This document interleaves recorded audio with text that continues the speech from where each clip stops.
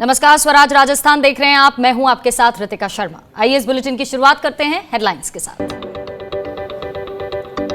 राजस्थान में विधानसभा सत्र को लेकर राजभवन और सरकार में तकरार जारी। राज्यपाल ने तीसरी बार लौटाई अर्जी। सरकार ने की थी 31 जुलाई को सत्र बुलाने की मांग। सियासी उठापटक के बाद चौथी बार गवर्नर से मिले सीएम गहलोत। 15 मिनट तक दोनों में हुई बातचीत। गहलोत बोले 5 साल चलेगी हमारी सरकार। वहीं बीएसपी की याचिका पर राजस्थान हाईकोर्ट में गुरुवार को भी होगी सुनवाई। बीजेपी विधायक मदन दिलावर की याचिका पर भी होगी सुनवाई। बीएसपी विधायकों के कांग्रेस में विलय को बताया है असंवैधानिक। गोविंद सिंह डोटासरा ने संभाली राजस्थान कांग्रेस की कमान। पदभार ग्रहण करने के बाद बागियों से की घर लौट आने की अपील।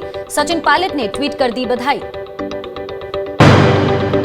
और अनलॉक 3 को लेकर केंद्र सरकार ने जारी किए गाइडलाइंस। 5 अगस्त से जिम और योग संस्थान खुलेंगे, लेकिन स्कूल, सिनेमा हॉल और मेट्रो 31 अगस्त तक रहेंगे बंद।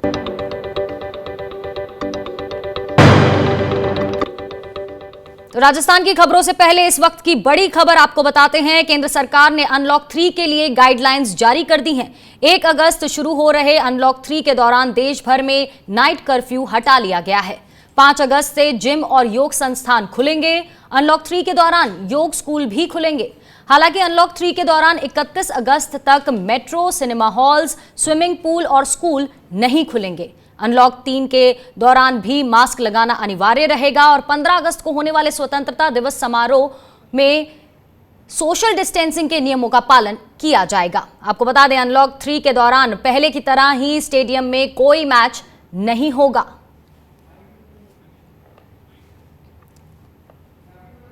अब बात राजस्थान की। राजस्थान में सियासी घमासान जारी है। विधानसभा सत्र बुलाने को लेकर राजभवन और सरकार आमने सामने है। राज्यपाल ने सरकार की अर्जी को तीसरी बार लौटा दिया है, जिसमें गहलोत सरकार ने 31 जुलाई से विधानसभा सत्र बुलाने की मांग की थी। अर्जी लौटाने के बाद मुख्यमंत्री गहलोत ने राज्यपाल कलराज मिश्र से मुलाकात की। दोनों नेताओं के बीच करीब 15 मिनट तक बातचीत हुई। ये सीएम गहलोत और गवर्नर के बीच आपको बता दें चौथी मुलाकात थी।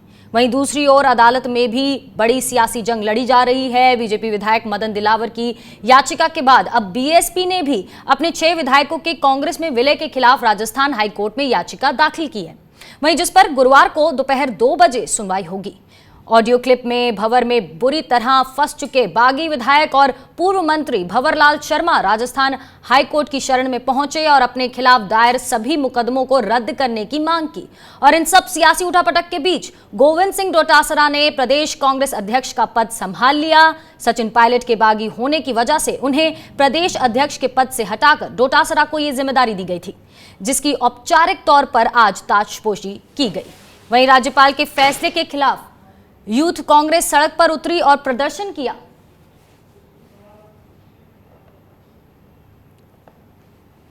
तो राजस्थान में जारी सियासी घमासान के बीच गहलोत कैबिनेट की बैठक हुई है और इस बैठक में विधानसभा सत्र को लेकर प्रस्ताव पर चर्चा हुई। गवर्नर ने तीसरी बार सरकार के प्रस्ताव को लौटा दिया। तो बड़ी खबर इस वक्त की, गहलोत कैबिनेट की बैठक खत्म हो चुकी है। क्या कुछ हुआ इस बैठक में, जानकारी लेते हैं हमारे संवाददाता रामस्वरूप से। तो रामस्वरूप, बहुत अहम ये बैठक बताई जा रही थी क्योंकि एक ताजा प्रस्ताव यहां पर बनना था और भेजा जाना है राज्यपाल को। क्या कुछ जानकारी इस बैठक से आपको मिल पाई है? देखिए, बैठक पूरी होने के बाद में कैबिनेट मंत्री प्रताप सिंह खाचरियावास अभी बाहर आए हैं। उन्होंने मीडिया से बात की है। साफ तौर पर उन्होंने यही कहा है कि जो क्वेरी राज्यपाल महोदय के द्वारा दोबारा से मांगी गई है, उन क्वेरी का जवाब तैयार कर लिया गया है। संशोधित प्रस्ताव जो है वो भी तैयार कर लिया गया है और थोड़ी देर में दोबारा से आज रात को ही नया प्रस्ताव जो है वो भेजा जाएगा। हालांकि हमने उनसे ये पूछा कि जो राज्यपाल द्वारा आपत्ति जताई गई थी कि 21 दिन के नोटिस के ऊपर विधानसभा सत्र बुलाया जाए या फिर कोई और परिस्थिति हो तो उसका कारण बताया जाए, सोशल डिस्टेंस की पालना कैसी हो, किस तरह से की जाएगी उसका कारण बताया जाए, लेकिन उन बातों का जवाब तैयार क्या किया गया, ये इस बात का खुलासा कैबिनेट मंत्री प्रताप सिंह खाचरियावास ने नहीं किया है। उन्होंने कहा कि जवाब हमने तैयार कर लिया है और उम्मीद करते हैं कि राज्यपाल महोदय इस बार अनुमति देंगे। यह तय है कि ये चौथी बार प्रस्ताव है, यानी कि 3 बार गवर्नर के द्वारा प्रस्ताव लौटा दिया गया सरकार को। अब चौथा प्रस्ताव जो है अभी कैबिनेट की बैठक में तैयार हुआ है, मंजूरी मिली है अब इस प्रस्ताव को दोबारा से राज्यपाल महोदय के पास भेजा जाएगा। अब राज्यपाल का जवाब क्या आता है, जो क्वेरी, जो जवाब उन्होंने मांगे गए थे, उन जवाब दिए जाने के बाद में वो कितना संतुष्ट होते हैं, उनको मानते हैं या नहीं मानते हैं, या और कोई क्वेरी निकालते हैं, ये बात की बात है। लेकिन अभी की खबर ये है कि चौथा प्रस्ताव तैयार हो गया है। मंत्रिमंडल की कैबिनेट की मीटिंग की जो बैठक हुई है कैबिनेट की, उसमें चौथे प्रस्ताव पर जो अनुमोदन है वो पूरा हो गया है, तैयार प्रस्ताव हो गया है, और आज रात को ही नया प्रस्ताव गवर्नर के पास भिजवाया जाएगा। इंतजार गवर्नर के जवाब का रहेगा। बिल्कुल बिल्कुल, नजर रहेगी इसी पर कि चौथा प्रस्ताव जो भेजा जा रहा है, और उम्मीद की जा रही है कि अब उन बातों का ध्यान रखा जा रहा है जो कि शर्तें या बातें राज्यपाल की तरफ से रखी गई हैं, और आज रात को ही ये प्रस्ताव राज्यपाल को भेज दिया जाएगा। बहुत बहुत शुक्रिया रामस्वरूप तमाम जानकारी के लिए। वहीं राजस्थान में संवैधानिक संकट गहराता जा रहा है। राज्यपाल ने एक बार फिर विधानसभा सत्र बुलाने की मांग को ठुकरा दिया है। राज्यपाल ने लगातार तीसरी बार राज्य सरकार की फाइल लौटाई है। मुख्यमंत्री अशोक गहलोत ने खुद राजभवन जाकर राज्यपाल से मुलाकात की। दरअसल कांग्रेस ने विधानसभा सत्र को लेकर तीसरी बार प्रस्ताव भेजा था, जिसे राज्यपाल ने खारिज कर दिया। और इससे पहले आपको बता दें, जब राज्यपाल ने दूसरी बार फाइल लौटाई थी तो उन्होंने कहा था कि विधानसभा सत्र बुलाने के लिए कम से कम 21 दिनों का नोटिस दिया जाना चाहिए।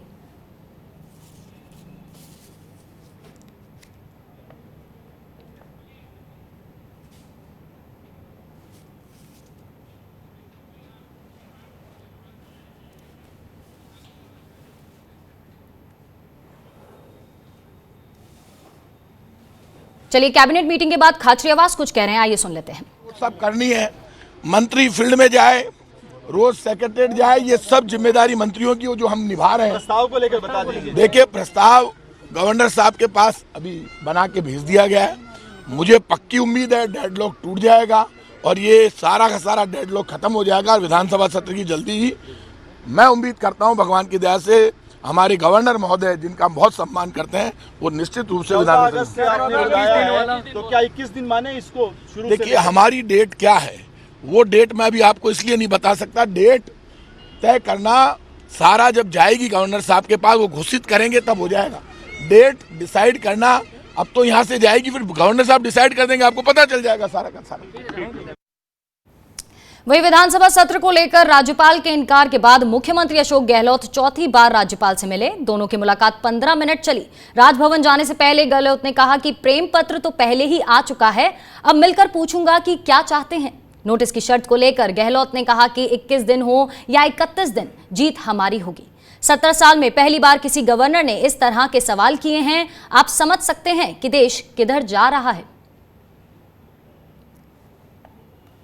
तो चौथी बार यहां गवर्नर से मिले हैं गहलोत, और तीसरी बार जो विधानसभा का सत्र है उसका जो प्रस्ताव है उसको वापस भेजा है राज्यपाल ने। चर्चा के लिए हमारे साथ हमारे रेजिडेंट एडिटर जयपुर से संजय बोरा जी जुड़ चुके हैं। तो संजय जी, ये तीसरा मौका है जब राज्यपाल ने विधानसभा सत्र बुलाने की जो मांग है, जो प्रस्ताव है, उसको वापस भेज दिया है, फाइल वापस लौटा दी है।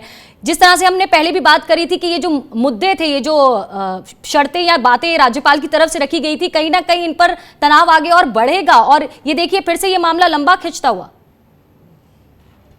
रितिका जी, राज्यपाल ने जिन बातों को आधार बनाकर रिजेक्ट किया है सरकार का प्रपोजल 3 बार, उसकी हम काफ़ी चर्चा कर चुके हैं और उनका कोई संवैधानिक आधार नहीं है। लेकिन उससे भी बड़ा जो उन्होंने पत्र लिखा है और उस पत्र में उन्होंने जो बात कही है, मुझे लगता है वो काफ़ी आपत्तिजनक है और संविधान विशेषज्ञों को मेरे ख्याल से इस पर ध्यान देना चाहिए। उन्होंने लिखा है कि ये गवर्नर वैसे तो बाध्य है आर्टिकल 174 के अंतर्गत कैबिनेट की अनुशंसा मानने के लिए, लेकिन असाधारण परिस्थितियों में वो उसके पास डिस्क्रिशन है कि वो तय करे कि कब बुलाना चाहिए या किस तरीके से, जो उसको सवाल कुछ उन्होंने रेज किए हैं। तो सवाल ये है कि ये गवर्नर ने कैसे तय कर लिया कि ये विशेष परिस्थितियां हैं, असाधारण परिस्थितियां हैं क्या, और क्या संविधान में इस बात की कोई ताकीद की गई है कि अगर इस तरह की मान लीजिए कोई असाधारण परिस्थिति है तो गवर्नर कोई अधिकार मिलते हैं। तो ये तो बहुत बड़ा प्रश्न हो गया है कि संविधान की उन्होंने अपनी तरह से व्याख्या की है। मुझे कहीं नहीं दिखा संविधान में, जितना मैंने ये रूल्स पढ़े हैं, कि उसमें कहीं विशेष परिस्थितियों का जिक्र हो और उसमें गवर्नर अपने आप से ये अधिकार अपने पास, अपना डिस्क्रिशनरी पावर से ले। केंद्र सरकार उसको यदि निर्देश दे, राष्ट्रपति की तरफ से निर्देश आए, तो अलग बात है, लेकिन अपने परिस्थितियां इसमें उनको अधिकार है कि वो तय कर सकें कि क्या करना है क्या नहीं करना है। जी जी, संजय जी आप हमारे साथ बने रहिए। हमारे साथ स्वर्णिम चतुर्वेदी नेता कांग्रेस भी जुड़ चुके हैं। सर, ये आपको क्या लगता है कि क्यों बार बार विधानसभा सत्र बुलाने की जो मांग है उसको खारिज कर रहे हैं राज्यपाल? क्या लगता है आपको? देखिए, ये तो समझ से पर है और सबको पता है कि ये जो हो रहा है, जनता समझ रही है कि कांग्रेस पार्टी की जो सरकार है, चुनी हुई कांग्रेस की सरकार है, उसको अस्थिर करने के कई तरह से षड्यंत्र चल रहे हैं। और राज्यपाल महोदय जो कि वैधानिक रूप से जो उनके दायित्व हैं उनमें आता है कि आप विधानसभा का सत्र जो है कैबिनेट की अनुशंसा पर आहूत करें, आहूत करने के लिए अधिसूचना जारी करें। लेकिन आप देखें कि जिस प्रकार से जिन बिंदुओं पर उन्होंने ऑब्जेक्शंस दिए, कोरोना को लेकर के दिए, तो ये एक बड़ी मतलब अजीब सी स्थिति उत्पन्न हुई है। देश में 3 जगह पे विधानसभा सत्र चल रहे हैं। ये कोई देश से बाहर तो नहीं है राजस्थान, जो तो देश की स्थिति है वही राजस्थान की स्थिति है। इसके अलावा आप ये देखें कि सबसे बड़ी बात यह है कि कोरोना महामारी के संकट से सबसे अधिक यदि कोई प्रदेश जूझ रहा है तो वो है बिहार। 3 तारीख से वहाँ पे भी सत्र प्रारंभ होने वाला है, सत्र हो चुका है, अधिसूचना जारी हो चुकी है। इसके अलावा प्रधानमंत्री महोदय ने अनलॉक की घोषणा कर दी, अनलॉक 2 चल रहा है, अभी कोई लॉकडाउन नहीं चल रहा। और ये बार बार बताया जा रहा है हमें प्रधानमंत्री महोदय द्वारा, केंद्रीय चिकित्सा मंत्री महोदय द्वारा और सभी अथॉरिटीज द्वारा कि अब हमें कोरोना के साथ ही जीना है जी, कोरोना के साथ हमें जीना सीखना है। हाँ, तो जब रूटीन में सब चीजें हो रही हैं तो विधानसभा सत्र में कोरोना का ये जो पॉइंट गवर्नर की तरफ से उठाया जा रहा है, ये कहीं ना कहीं सवालों के घेरे में आ रहा है। कांग्रेस इस पर सवाल खड़े कर रही है। हमारे साथ लक्ष्मीकांत भारद्वाज नेता बीजेपी भी जुड़ चुके हैं। सर, तीसरी बार भी विधानसभा सत्र का जो प्रस्ताव है उसको लौटा दिया गया है। कहीं ना कहीं ये जो एक्शंस राज्यपाल की तरफ से लिए जा रहे हैं उसमें वो जो आरोप कांग्रेस की तरफ से लगाए जा रहे हैं ना सर, उसमें उसको और मजबूती देते जा रहे हैं कि कहीं ना कहीं कंट्रोल किया जा रहा है राज्यपाल को केंद्र सरकार की तरफ से। आपका क्या कहना है इस पर? देखिए, वैसे तो इस पर राज्यपाल महोदय को ही बोलना है क्योंकि ये उन्हीं का अधिकार है और राज्यपाल संवैधानिक संस्था है, इसलिए ना तो हम उसको उनके ऊपर इस तरफ से कुछ बोल सकते हैं ना कांग्रेस पार्टी उनकी तरफ से कुछ बोल सकती है। लेकिन जो प्रथम दृष्टया दिखता है राज्यपाल महोदय ने जो इनका प्रस्ताव लौटाया है उसके पीछे जो कारण उन्होंने बताया वो बार बार, वो पहले भी उस दूसरे पत्र में भी उन्होंने उसका उल्लेख किया है। उन्होंने साफ तौर पर ये कहा है कि आप जो कुछ भी कराना चाहते हैं साफ साफ लिखिए। उन्होंने पहले भी सत्र के दौरान आप क्या क्या बिल लेकर आएंगे उसकी जानकारी मांगी थी, फिर जो कोविड के जो गाइडलाइंस है उसका किस तरह पालन कराएंगे उसकी जानकारी मांगी थी, लेकिन ये दे नहीं पाए, खुद नहीं चाहते कि सत्र हो। और दूसरा, इनको ये पूछिए कि 13 मार्च 2020 को जब आपने चलता हुआ सत्र बीच में बंद किया था और केवल ये कहा था जब राजस्थान में 100 केस भी नहीं थे, तब ये कहा था कि कोरोना की वजह से हम सेशन को आगे नहीं चला सकते 100 केस में। आज ये आंकड़ा 40,000 से ऊपर है, तो ऐसी क्या परिस्थिति बन गई कि राजस्थान की विधानसभा में। ठीक है, इसका जवाब ले लेते हैं स्वर्णिम चतुर्वेदी से। स्वर्णिम जी, आपका क्या जवाब है इनकी इस बात का कि पहले तो आपने विधानसभा चलता हुआ सत्र भी बीच में रुकवा दिया था कोरोना के चलते? देखिए, बिल्कुल सही बात है। कोरोना महामारी का जब संकट की शुरुआत हुई थी तो आप ये देखें कि 500 जब मरीज थे हिंदुस्तान में लॉकडाउन लगा था और आज 50,000 मरीज रोज आ रहे हैं और हम अनलॉक की तरफ और दिन प्रतिदिन जो है छूट दिए जाने की ओर बढ़ रहे हैं।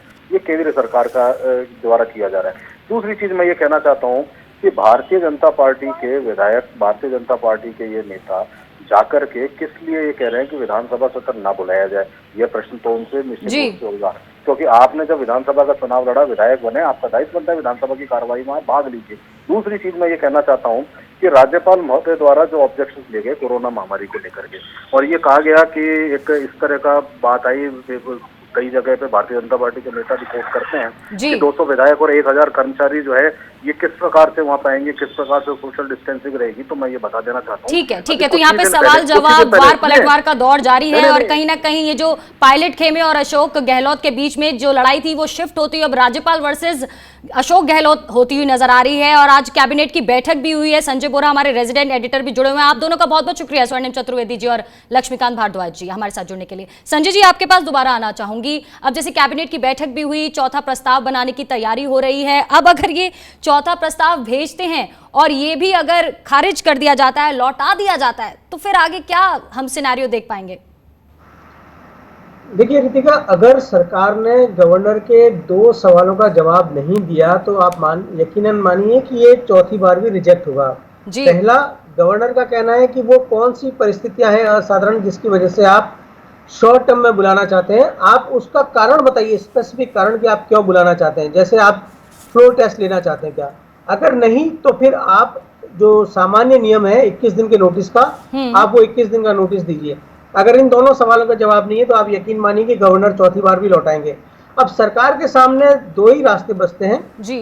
वो राष्ट्रपति के पास जा सकती है मामला लेके, लेकिन राष्ट्रपति इस मामले में कुछ कर नहीं सकते, और या फिर वो कोर्ट के पास जाए। लेकिन मुझे लगता है कि कोर्ट में जाने से कोई फायदा नहीं होगा, और शायद कांग्रेस में भी एक ये रणनीति बन रही है कि कोर्ट में जाकर के इस मसले पर कोई फायदा नहीं होने वाला है। ये राजनीतिक लड़ाई है, इसको राजनीतिक रूप से ही लड़ा जाए। बिल्कुल बिल्कुल, शुक्रिया संजय जी तमाम जानकारी और बातचीत के लिए। तो विधानसभा सत्र को लेकर अब भी राजस्थान में तनातनी जारी है। वहीं आपको बता दें कि राजस्थान के राज्यपाल द्वारा विधानसभा सत्र बुलाने की जो फाइल है वो तीसरी बार लौटाने के बाद कांग्रेस के छात्र संगठन NSUI की तरफ से जयपुर में बीजेपी प्रदेश मुख्यालय के सामने जोरदार प्रदर्शन किया गया। प्रदर्शन करने वाले NSUI के कार्यकर्ता संविधान की किताब हाथ में लेकर आए और संविधान के तहत कैबिनेट के प्रस्ताव को नहीं ठुकराने का आग्रह किया। NSUI कार्यकर्ताओं ने कहा कि बीजेपी को संविधान का पालन करना चाहिए। जिस तरीके से राजस्थान में राज्यपाल तानाशाही पे उतरा हुआ है, आप कर्नाटक का उदाहरण देखो, मध्य प्रदेश का उदाहरण देखो, मणिपुर देखो, गोवा देखो, महाराष्ट्र में 4 बजे उठ कर इनका राज्यपाल शपथ दिलाता है। यहाँ 102 विधायक राज्यपाल के सामने होते हैं और राज्यपाल मौन रहता है। किस का दबाव है, किस प्रेशर में राज्यपाल है, ये देश को किस दिशा में लेके जाना चाहते हैं? चलिए यहाँ पे लेंगे एक छोटा सा ब्रेक और लौटेंगे कुछ और अहम खबरों के साथ।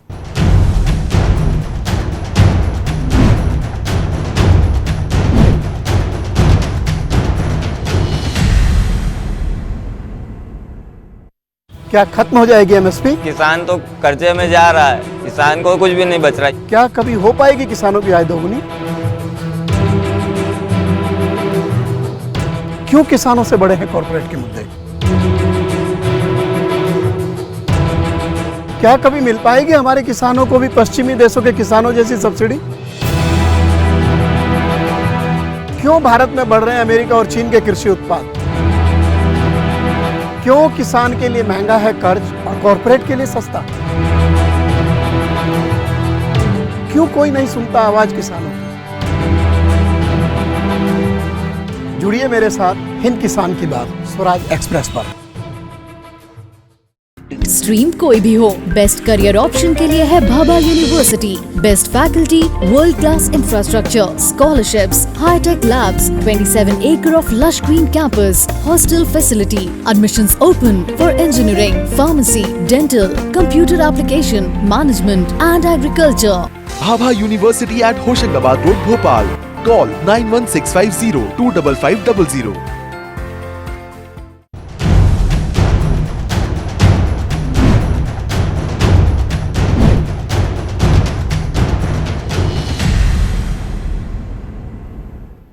स्वागत है आपका ब्रेक के बाद। और राजस्थान कांग्रेस के नए प्रदेश अध्यक्ष गोविंद सिंह डोटासरा पदभार संभाल लिया है।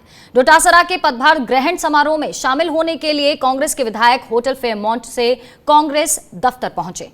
समारोह में शामिल होने के लिए मुख्यमंत्री अशोक गहलोत, कांग्रेस के संगठन महासचिव KC वेणुगोपाल, प्रदेश कांग्रेस के प्रभारी अविनाश पांडे, साथ ही कांग्रेस के राष्ट्रीय प्रवक्ता रणदीप सिंह सुरजेवाला, साथ ही कांग्रेस के वरिष्ठ नेता अजय माकन समेत तमाम दिग्गज नेता और कार्यकर्ता कांग्रेस कार्यालय में मौजूद रहे। सचिन पायलट की बगावत के बाद कांग्रेस ने पायलट को राजस्थान कांग्रेस अध्यक्ष पद से हटाकर गोविंद सिंह डोटासरा को राजस्थान कांग्रेस का अध्यक्ष बनाया।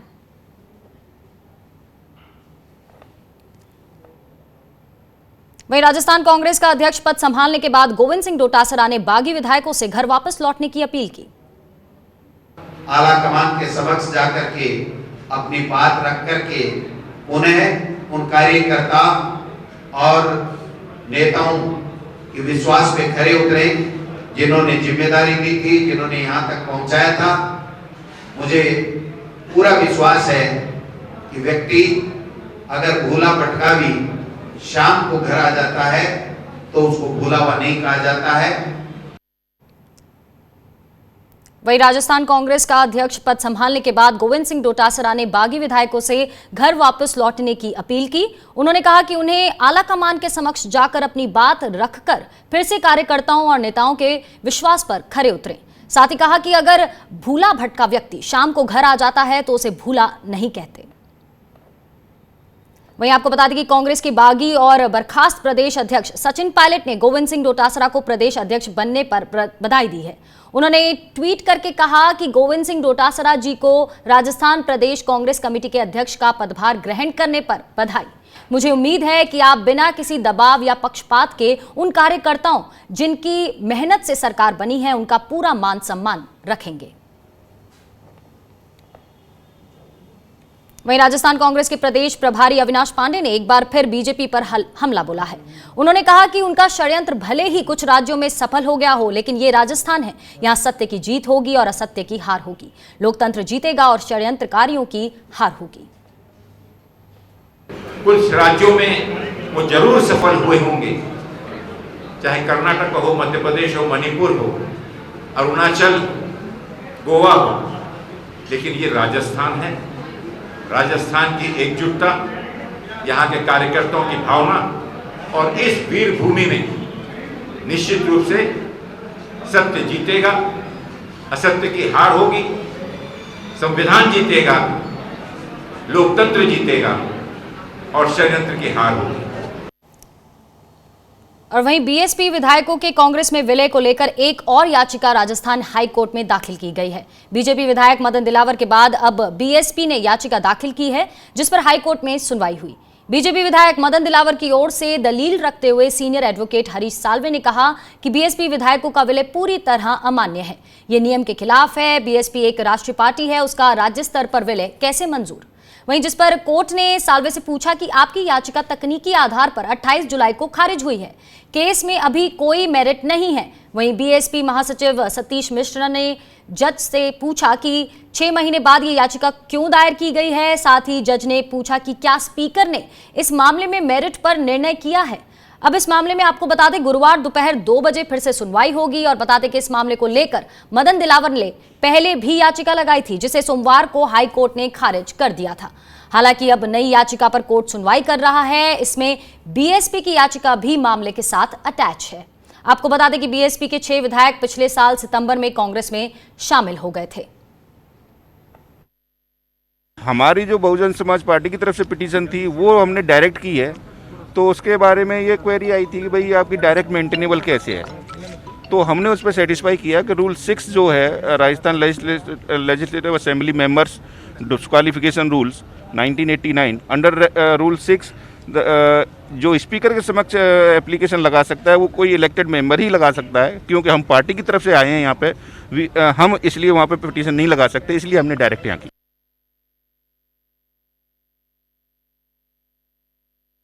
मैटर माननीय न्यायालय के सामने अभी लंबित है और कल 2 बजे इसको फिर से रखा गया है। तो कल 2 बजे माननीय न्यायालय इसको वापस से पूरा सुनेगा। और पुरानी जो याचिका थी जो हमने एक पेश करी थी वो खाली एक कम्युनिकेशन थी जो हमारे को प्राप्त हुई थी, और उस कम्युनिकेशन को ही हमने चैलेंज किया गया, तो हमने खाली उसको विड्रॉ किया।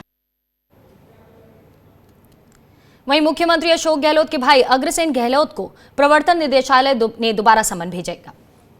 इससे पहले आपको बता दें, ईडी ने मंगलवार को समन भेजकर बुधवार को पेश होने के लिए कहा था, लेकिन अग्रसेन गहलोत ईडी के सामने पेश नहीं हुए। ईडी ने अग्रसेन गहलोत को ये समन 2007-2009 के दौरान उर्वरक निर्यात घोटाले से जुड़े एक कथित मनी लॉन्ड्रिंग मामले के लिए जारी किया था। आपको बता दें कि 22 जुलाई को प्रवर्तन निदेशालय ने इस सिलसिले में उनकी संपत्तियों की तलाशी भी ली थी।